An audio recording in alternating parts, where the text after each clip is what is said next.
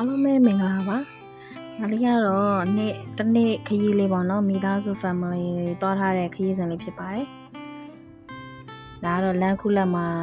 မနက်စာ breakfast ဝင်စားတာပေါ့နော်။အဲ့ဒါပြီးရတယ်။တားပေါ်တက်ပြီးတော့တောက်လျှောက်မောင်းပါတယ်။ခုတော့မဲ့ခရီးစဉ်လေးကကြတော့ပန်းတပွင့်တောင်ခရီးစဉ်လေးဖြစ်ပါတယ်။အမေလည်းပါတယ်ဒေါ်လည်းပါတယ်။ညီမ2ယောက်ညီမလေးဝမ်းခွဲတယောက်ရယ်ညီမအရင်လေးရယ်ပေါ့နော်ကျန်တာတော့သုံးသပ်တိုင်းပဲညီမတို့မိသားစု3ယောက်ပါပါတယ်အခုကတော့ပန်းတပွင့်တောင်မိုးဝါကိုရောက်လာပြီပေါ့နော်ဒါကတော့ပန်းတပွင့်တောင်ကိုတက်နေရပါနောက်ကကြည့်ဗလာကြီးပါ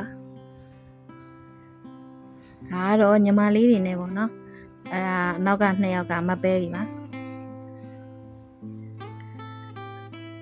ဒါကတော့ညီမလေးကသူပြေးတက်နေတဲ့ပုံလေးကိုရိုက်ပေးပါဆိုတော့သူ့ကိုရိုက်ပေးထားတာပေါ့နော်ဒါကတော့ဖျားပေါ်ရောက်ပါပြီဖျားပေါ်မှာဖျားရှိခိုးတယ်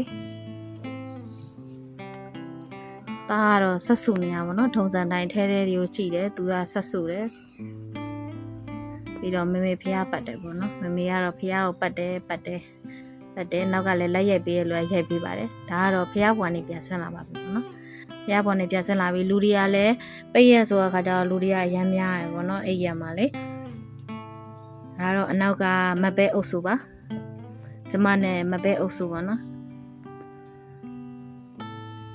ပြီးတော့ဒါကတော့သူတို့နတ်ရေကန်ပေါ့နော်အဲ့နတ်ရေကန်ကိုဆင်းတဲ့လမ်းမှာအဲ့မှာတော့လူတွေကအတက်အဆင်းနဲ့တိုးကျိတ်နေတာပေါ့ဒါကတော့နတ်ရေကန်မှာ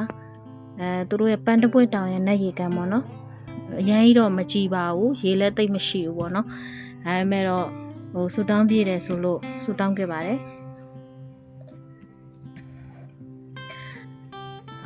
တားကတော့ဆက်စုနေရပါတော့ဒီမှာတော့အတော်နဲ့ညီမလေးပါဒါကတော့အမျိုးသားကတော့ရေခတ်ပေးရပါတော့လမ်းမိခတ်ပေးတာသူ့အရက်နဲ့ဆိုရင်မှီလို့လေအဲ့ဒါအကုန်လုံးရေလေးတွေနည်းနည်းစီခတ်ပေးပါတယ်ဆူတောင်းပြည့်တယ်ဆိုလို့ပါ